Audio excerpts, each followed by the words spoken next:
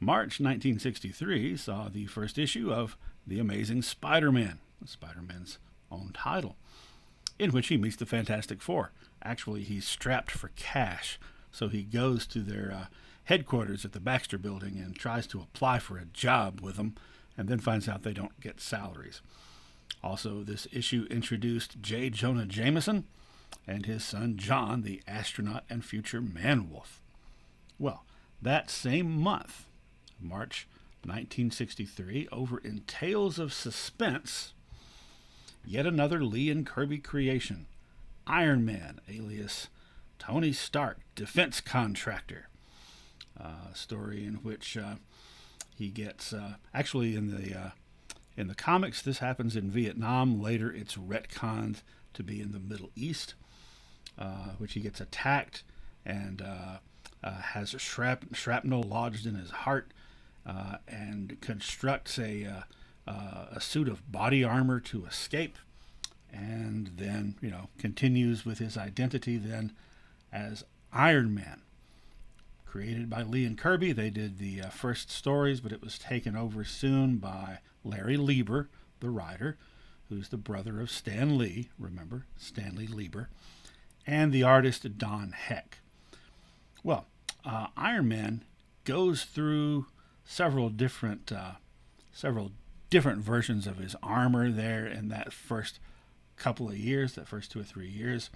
He's got the just kind of gray, actual iron-looking armor in his origin story, and then he basically paints it gold, and that's what he's got. That's why he's referred to sometimes as the Golden Avenger, even when he's not gold. Then, after a couple of years, he goes to the classic yellow and red outfit with the Harlequin-type mask, and by 1966, 67, he is in his familiar incarnation there on the far right. That's the classic model, and that would be his basic armor design for the next 20 years or so.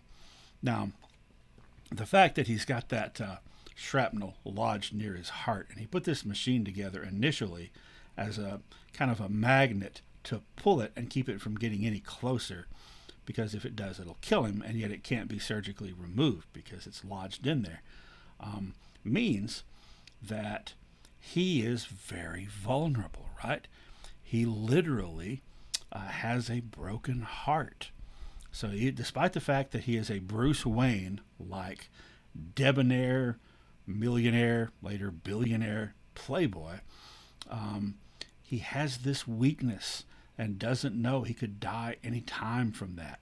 And they got a lot of letters about Iron Man. In fact, Stan Lee has said that the largest number of letters from female fans came for Iron Man, because that kind of that vulnerability struck a chord with female readers. Well, about 15 years or so after he debuted, Tony Stark showed some serious vulnerability. In issue 128 of his own comic in 1979, a story called Demon in a Bottle. In this issue, it was kind of a single self-contained story. Tony Stark realizes that he's alcoholic, and it starts to affect his job performance, and he realizes he has to quit, and it's a harrowing experience. Now, after that, his alcoholism, his status as a recovering alcoholic, will always be a part of his, not just his backstory, but his ongoing story. In fact, you'll start to notice, I don't know if this is an early example of product placement or what, but when he goes to these fancy parties in his billionaire playboy guise, he always orders a Dr. Pepper. Now, just a few years after this, mid-'80s, he has a relapse when he gets swindled and loses his company, and he winds up falling off the wagon hard for a long time, becomes homeless, actually. And during that time, his friend James Rhodes, alias Rhodey, takes over as Iron Man. But That's kind of an interesting aspect to this character that was never really examined in the movies that Marvel Entertainment made, though it was kind of hinted at. Iron Man also, in this early incarnation in the 1960s, probably the most political of Marvel's superheroes. This is taking place during the Cold War, and Iron Man is more of a cold warrior than anybody else. Mainly, I guess, because of his alter ego as a defense contractor. So he winds up involved with the Vietnam War. He frequently winds up fighting villains who are communists, Russians, Chinese, and in between, and otherwise. So a couple of different communist versions of himself, which is regular guys that are in suits of armor like the Crimson Dynamo and the Titanium Man, and the Chinese villain, the Radioactive Man. Another communist villain that Iron Man faced in his early adventures was the Soviet spy Natasha Romanoff, codename the Black Widow.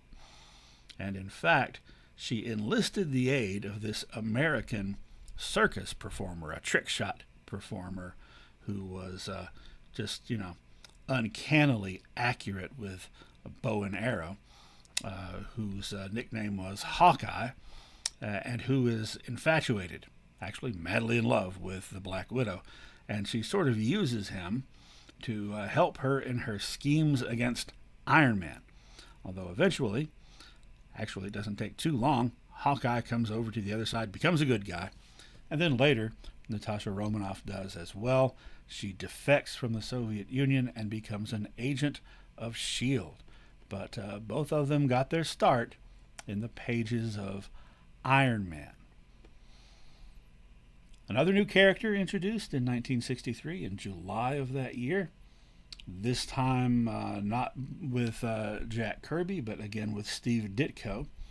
Doctor Strange, Master of Black Magic, as his first appearance said, although it would soon become Master of the Mystic Arts. Very, very different from what Marvel had done so far with their superheroes, but not that different from some of the Golden Age magical heroes. So Stephen Strange, a world-renowned surgeon who had a car wreck that damaged his hands and so he couldn't operate anymore, and he goes to this sort of distant retreat looking for this magical mystic up in the Himalayan mountains known as the Ancient One, who teaches him the arts of magic. So again with Lee and Ditko, this book, and especially Ditko's art, were trippy's the word for it. By the way, here is a later rendition. This is kind of the classic look that Doctor Strange developed by the late 60s and would have for decades thereafter. So here's an example of some of Ditko's magical landscapes from other dimensions that were really kind of psychedelic at a time that psychedelic was becoming the in thing. So a lot of people who were involved in the hippie movement, in 1967, really were into Doctor Strange because it was sort of like a big acid trip. And some of the people who took over from Lee and Ditko kind of kept that going, and there were stories that sometimes it was not uncommon for fans to mail in fan letters to Doctor Strange and kind of just include a little bit of marijuana in it, just as a gift to the writers and artists.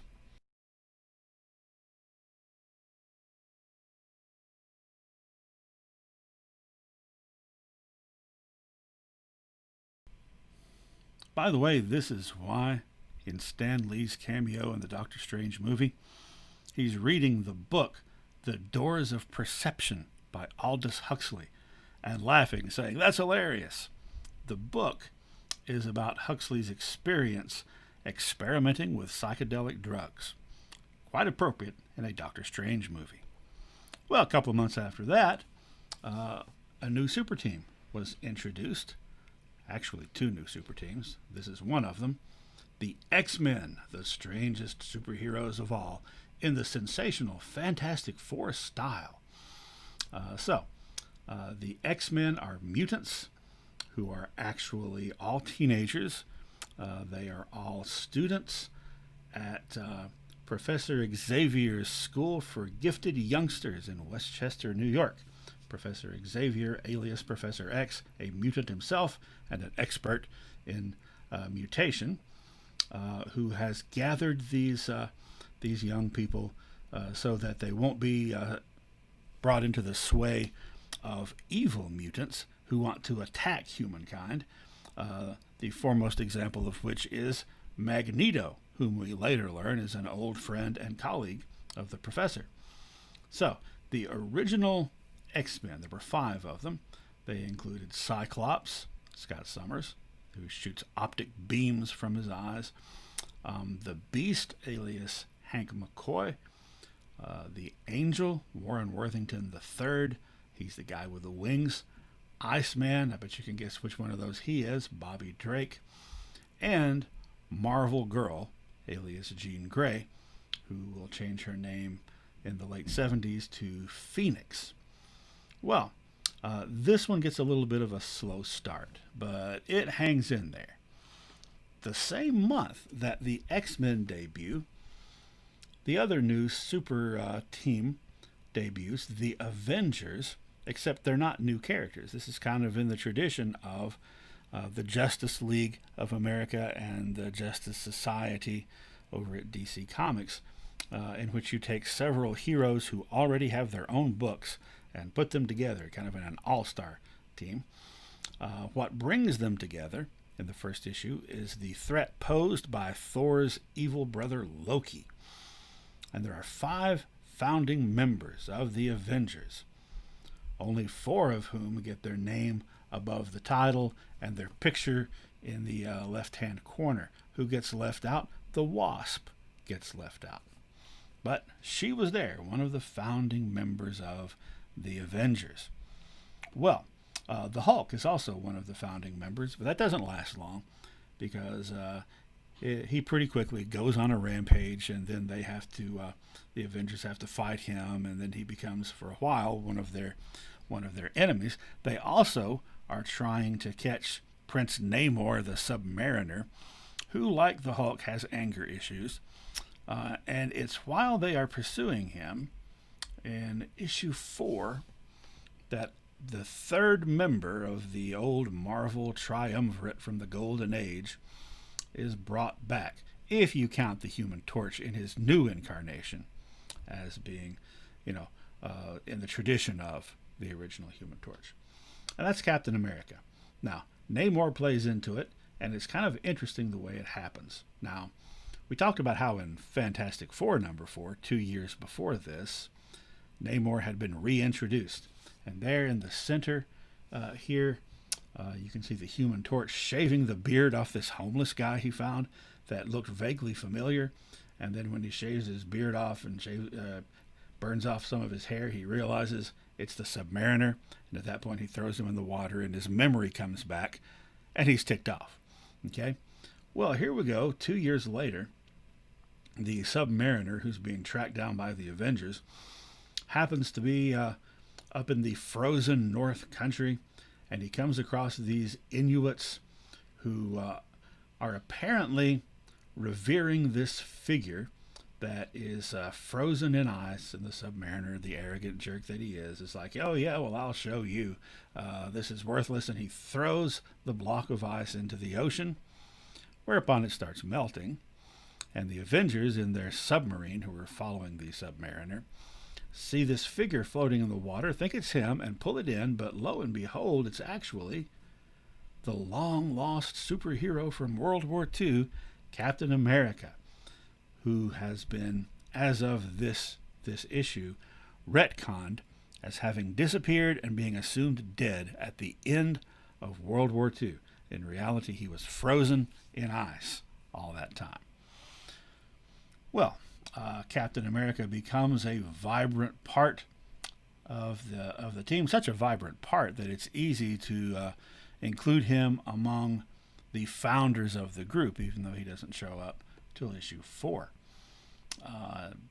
The next year, in issue 16, all the original Avengers temporarily retire from the team to go handle their individual adventures, and Cap is left in charge with only 4 members, Captain America, and 3 newer members that have just joined, all of them former supervillains.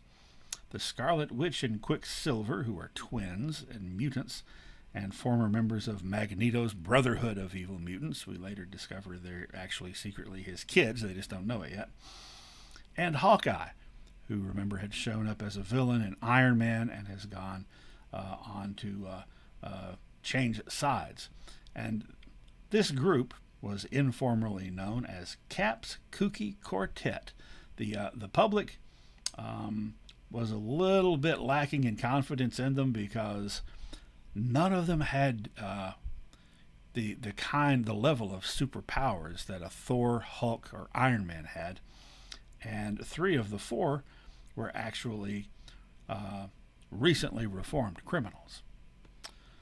All right, well, April of 1964 saw the introduction of Daredevil, the Man Without Fear, who is introduced to us by Stan Lee, and this time, not Jack Kirby and not Steve Ditko, Bill Everett, who had been in the business for a quarter of a century, ever since Marvel Comics #1, actually, in which he introduced his original creation, Prince Namor the Submariner.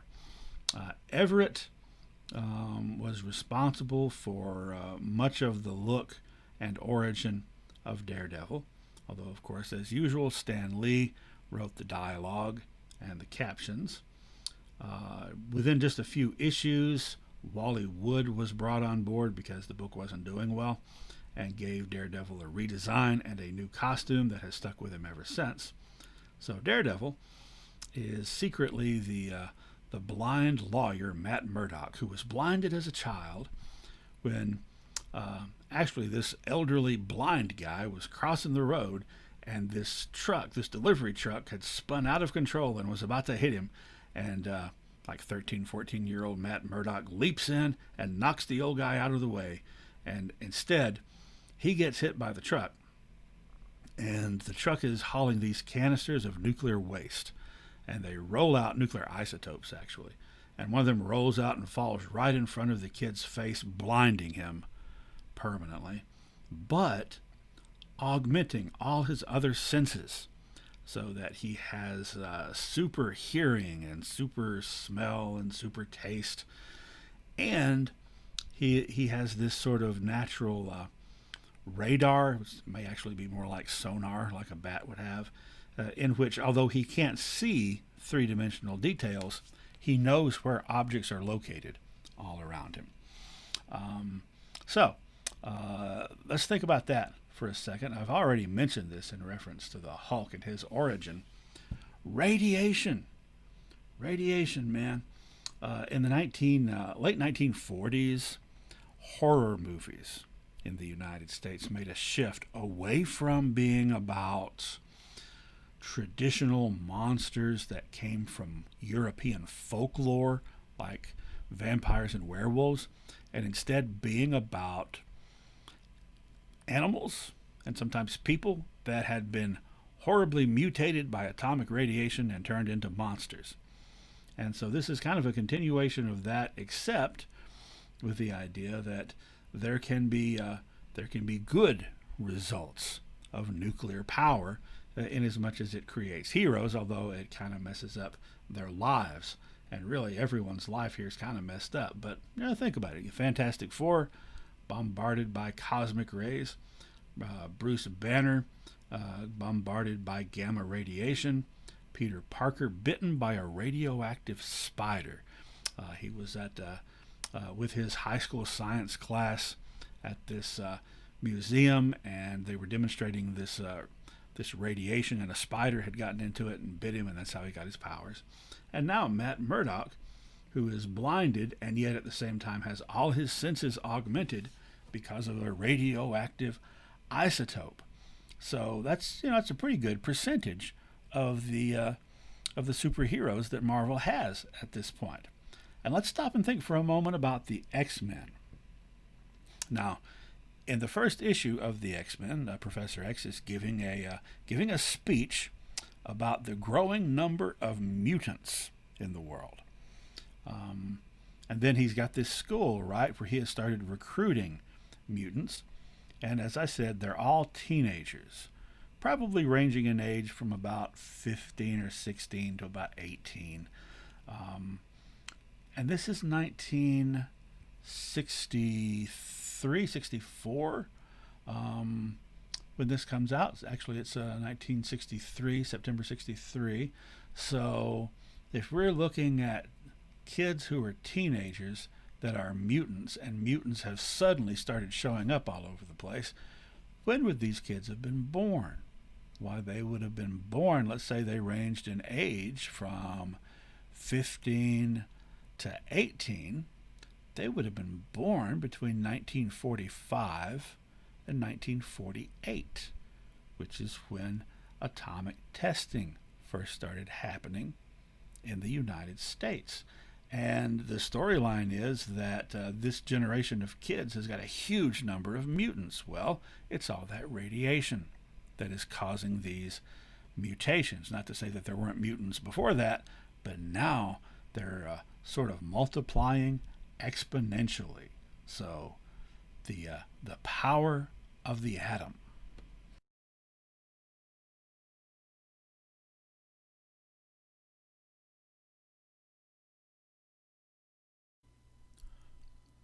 Marvel's new superhero characters kept gaining readers and gaining fans year by year. Now, what did that mean economically? Let's take a look at the circulation of the comics. Let's take a look at the top 25 selling comics. This is taking the average monthly sales for that 12-month period of 1966. Okay, so let's take a look at 1966 here. Top 10. 9 of them are DC. And some of them are selling almost at the levels that comics sold at back in the early 50s. Particularly Batman, doing really well because this is around the time that Batman TV show was on. So 9 out of the top 10 are DC, with Archie slipping in there at number 7. Marvel has 3 books in the top 25. They've got Amazing Spider-Man at number 16, 340,000 copies on the average. Fantastic Four at number 19, 329,000 copies. And Thor at number 23 with 296,000 copies per month on the average. So, they are not overtaking DC Comics in 1966 by any means. I mean, just looking at the numbers, they're dwarfed, right? However, let's take a look at that and then compare it to 5 years earlier, which was the time at 1961. At the end of that year, Fantastic Four started, so it wasn't really reflected in the sales for that year. Okay, so 1961, the top 25 titles, Marvel doesn't have any. Uncle Scrooge from Dell is on top. Dell's doing pretty well. They've got Uncle Scrooge and Tarzan at number 6. Turok, Son of Stone, is on there. However, in between 1961 and 66, Dell and Western Publishing parted ways, and then Western Publishing became Gold Key, and both of them were kind of weakened. So that's what happened to them. So no Marvel on there at all.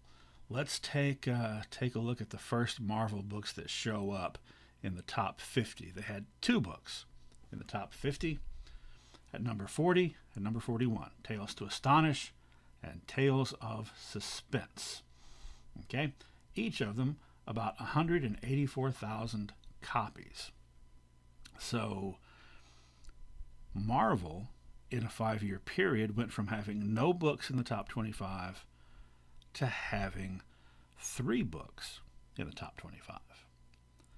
DC, incidentally, went from having 15 books in the top 25 in 61 to 12 in 1966. That means these 3 Marvel books bumped 3 DC books out of the top 25, including Green Lantern, Mystery in Space, and Black Hawk. Also, take a look at the numbers here. The best Marvel was able to do in 1961 was they had 2 titles in the top 50 that were selling about 184,000 copies. 5 years later, Amazing Spider-Man was selling 340,000 copies. Fantastic Four was selling about 330,000 copies. Thor was selling about 300,000 copies. So they might still be dwarfed by DC in 1966, but they are many, many times better off than they had been 5 years earlier. Well, what accounts for this upswing in popularity of these Marvel titles once the quote-unquote Marvel age began with Fantastic Four #1? Well, there's several factors at work here. One of them is simply, I think, that with Fantastic Four #1, although the directive was from Martin Goodman, DC's got a group of superheroes, we need a group of superheroes. That's how Goodman had always done things, right? Jump on the bandwagon of whatever's popular, and then when that changes, then jump on another bandwagon. Even though that was the directive, the execution of the Fantastic Four was vastly different from what had been done before. It was a lot more complex, right, as done by Stan Lee and Jack Kirby, and more complex and appealed to older readers because of that complexity. Now, remember, way back in 1947, when Stan Lee wrote that book about how to write comics, he had said back then, don't write down to your audience. And he hasn't. I mean, now he's actually writing up more than he had been previously. So I think that you take a look at some of those comics from the early 60s from Marvel, they may not seem that complex today in comparison to the graphic novels that you can pick up and read. They don't seem complex at all. But if you compare them to the other superhero comics being put out at the time and all the superhero comics that had been put out previously, it's much more complex with a lot more characterization. So that stands out, you see. So this is Marvel doing something different, not just following the bandwagon for trends other people had set. They're now setting the trend. So that's important. That's one part of it. Another part of it is the setting of the Marvel Comics characters. Now, in DC, each of the major superheroes lived in their own fictional city, right? So in the DC universe, the United States has got Gotham City with Batman in it and Metropolis with Superman, right? Central City with the Flash, Coast City with the Green Lantern, and so on and so forth. Star City, all these imaginary cities with just the one hero, or maybe in some cases a couple of heroes. The Marvel superheroes were mostly set in New York City with familiar landmarks. That added to that feeling that this is a little more realistic. It added to the feeling that these are heroes that could be you. And because most of them are in the same city, then they tended to run into each other every now and then. There were more team-ups, and the team-ups didn't require an elaborate explanation. Why is Batman in Metropolis anyway? No, they're all in New York. Of course they're going to run into each other. And sometimes it wasn't even a team up. Sometimes you might have a Spider-Man story, and Peter Parker's talking to J. Jonah Jameson, and then you just happen to see Thor fly by the window because it's his city. This map here is from the handbook, the official handbook of the Marvel Universe, 1980s version. And you can see this, right? If you look closely, you can see the various different places where the heroes lived as of the 1980s, and where certain iconic buildings were, like Avengers Mansion and so forth. So a little more sense of the real. When I'm sure I'm not the only one that has done this, but when I traveled, when I went to New York City, when I moved there, when I was 20 years old, I was kind of in awe because I was seeing all these places I knew from the comic books. I saw the Brooklyn Bridge, and I thought about the Green Goblin and Gwen Stacy immediately. So that was another small thing that kind of pulled things closer together and made these stories a little more engaging. Another big factor was Stan Lee himself, as he took a more front and center position with the media once the superhero comics from Marvel started becoming popular. He would have taken a front and center position before, except nobody cared because Marvel wasn't selling worth a crap, right? Now, back in 1947, he had done that cover story for Writer's Digest. He had done that little book about how to write comics, and you look at that and you can see the same bombastic, entertaining style that he would be known for later. So he always had that in him, but now people are actually paying attention. So he was a lot like P.T. Barnum, and I hope you know who that is, from Barnum and Bailey's Traveling Circus. The showman, the huckster, the carnival barker, the guy who was so brilliant at promoting his product. And that's what Stan Lee did. This is from an ad advertising Crazy magazine in the 1970s, which was Marvel's version of Mad and Cracked. They'd done a comic book version back in the 50s. They're doing a black and white magazine in the 70s, and he's just hamming it up. I know that's hard to believe. So there's that. Another thing is the fact that in the Marvel comics, you as a reader were made to feel like you knew the people making the comics, right? So for years, there hadn't even been credits in comic books, except for, like we've talked about before, some people like Bob Kane, for example, would have their names slapped on every comic book that the character they created appeared on. But that's all we have. I mean, Bill Finger wrote most of those Batman stories for years and years, and his name was never printed anywhere. People didn't even know who he was until after all that was said and done. But Marvel started putting the credits in their comics in the early 60s. Written by Stan Lee, pencils by Jack Kirby, inks by Dick Ayers. And they didn't usually have the colorists and the inkers, but by the mid-60s, they started to have those as well. DC, it was the late 60s before they started. They were about 5 years behind the curve. Late 60s before they started having credits, and the mid-70s before they started including everybody. Okay?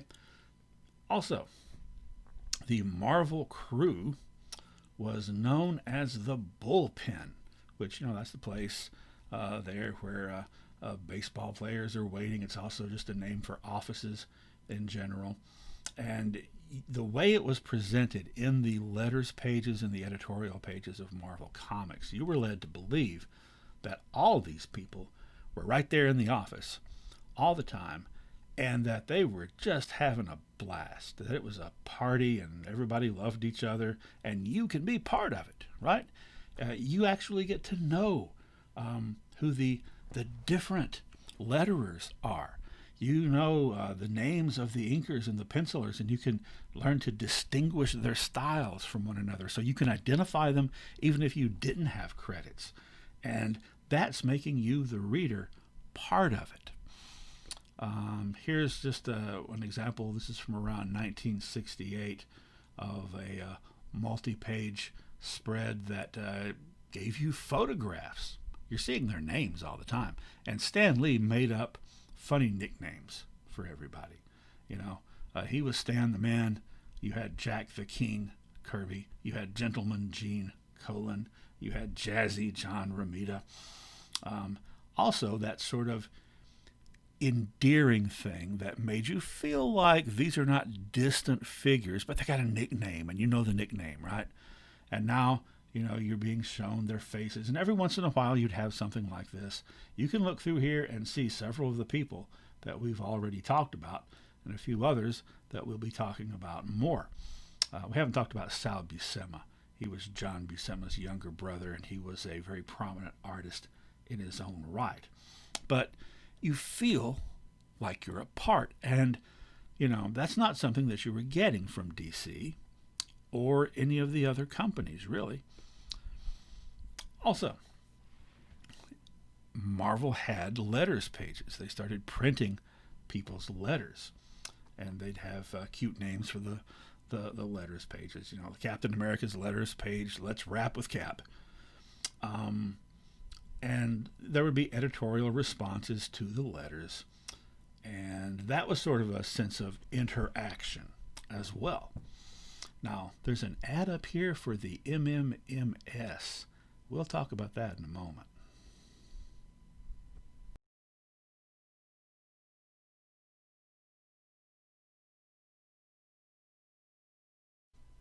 In this letters page in The Amazing Spider-Man, a letter is received from a woman who is the mother in a military family stationed in Alaska, talking about how the local stores don't stock Amazing Spider-Man, so she's getting a subscription. And she is told that while she's waiting for the subscription to start, they're going to go ahead and send her the next month's issue for free to kind of fill in the difference before the subscription starts. Now, this probably cost them total about a quarter, right? Because the comic book itself was 12 cents. So maximum a quarter, probably 15 or 20 cents. But it paid off big, this sort of thing, because, again, it presents this feeling of connection, as though it's all one big family, all the people who work for Marvel, all their characters, and all the readers. And this is the sort of thing that goes a long way toward creating goodwill.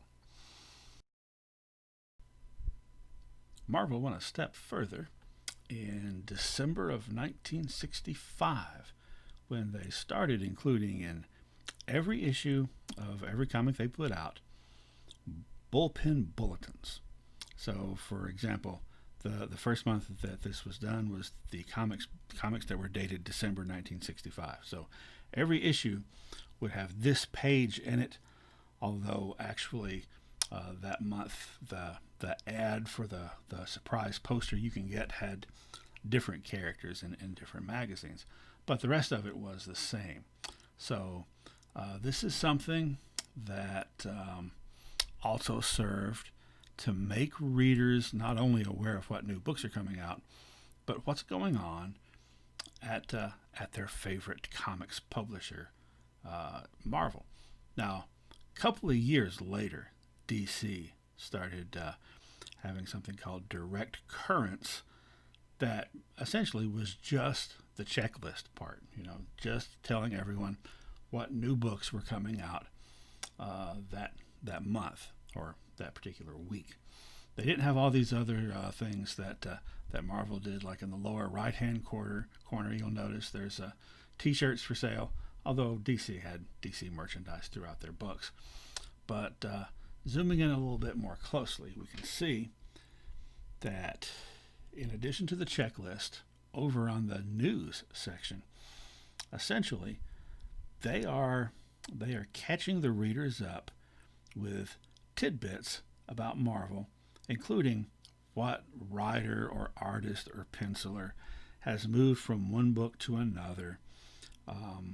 Later on, they will have things like they eventually start announcing the birth of children of the people who work for Marvel, or marriages, or public appearances, or anything like that, and that all contributes to the readers feeling like they're part of the gang. Now, the DC, even when they started having the direct currents, they're not telling you what letterers and colorists are working, changing jobs, because they're not even telling you who they are to begin with. Eventually, a big part, and it didn't take too much longer after they started, a big part of the Marvel Bullpen Bulletins page is they started having in the upper left-hand corner a feature called Stan's Soapbox, in which Stan Lee, in his signature kind of bombastic style, has usually announcements about things that Marvel is going to be doing soon, but a lot of times also just commentary on life and the world around us. Here on the left is probably the most famous of these, from back in the 1960s, when he said, "For many years we've been trying in our own bumbling way to illustrate that love is a far greater force, of far greater power than hate. Now, we don't mean you're expected to go around like a pirouetting Pollyanna, tossing posies at everyone who passes by. But we do want to make a point. Let's consider three men, Buddha, Christ, and Moses. Men of peace whose thoughts and deeds have influenced countless millions throughout the ages, and whose presence still is felt in every corner of the earth. Buddha, Christ, and Moses, men of goodwill, men of tolerance, and especially men of love. Now consider the practitioners of hate who have sullied the pages of history. Who still venerates their words? Where is homage still paid to their memory? What banners still are raised to their cause? The power of love and the power of hate. Which is most truly enduring? When you tend to despair, let the answer sustain you. Excelsior. Smiley." I almost said Stanley there for a second. I'm like, wow, I can't believe he signed it Stanley. But no, Smiley for Smilin' Stan Lee. Smilin' Stan the man. Another one, we received a letter recently which was unsigned, but I thought the point raised by our anonymous writer might be of interest to Marveldom Assembled. Briefly, we were taken to task because many of our stories seem to deal with real issues, such as pollution, civil rights, campus unrest, etc. Our unnamed correspondent writes that, quote, Marvel's trying to brainwash the public, and that, quote, your kind of people are pulling the wool over your readers' eyes. The part that hurt the most was when he said, quote, you're probably doing it because you think it's the in thing to do and to make a fast buck. Well, Stan Lee endeared himself to a lot of readers with the moral stands that he was taking. They usually weren't real controversial. He's against, although, in the 1960s, taking a stand against racism could be controversial. Look at what happened to the comic Lobo from Dell Comics. But this, yet again, is a way of making readers aware that there are real people behind the production of these comic books. And particularly when his viewpoints lined up with those of the increasingly older readers of Marvel Comics. We're talking about, sure, the 10, 11-year-olds were still buying them, and the 15 and 16-year-olds, but they were extremely popular now on college campuses, so people up into their 20s. Now, another thing that appeared on that first Bullpen Bulletins page was information about the MMMS, which was the fan club that Goodman and Lee started in 1964, the Merry Marvel Marching Society. And here are some of the things that you could get little stickers up there on the upper right and buttons with various Marvel characters on them, including, for some reason, the Red Skull. Oh, I'm sorry, that's the Thing. It's been a long day. Anyway, so yeah, the Thing. All the good guys. That's good. Anyway, for the mere cost of $1, you could send in and you would be able to get all these cool things, including your very own membership card and your name and address to be printed, as it was in that one that we just looked at, printed in the pages of Bullpen Bulletins. And then that's going to enable fans of these comic books to get in touch with one another and become pen pals, right? Talking about comic books. Why, that's also going to lead to, much like had happened with science fiction fans in the 30s, the establishment of conventions. All right, well, as you can see, the fact that Marvel is slowly starting to creep up the charts, as it were, and that's just going to get compounded year by year, and therefore they're making more money. That's only the tip of the iceberg. Other things were getting ready to happen.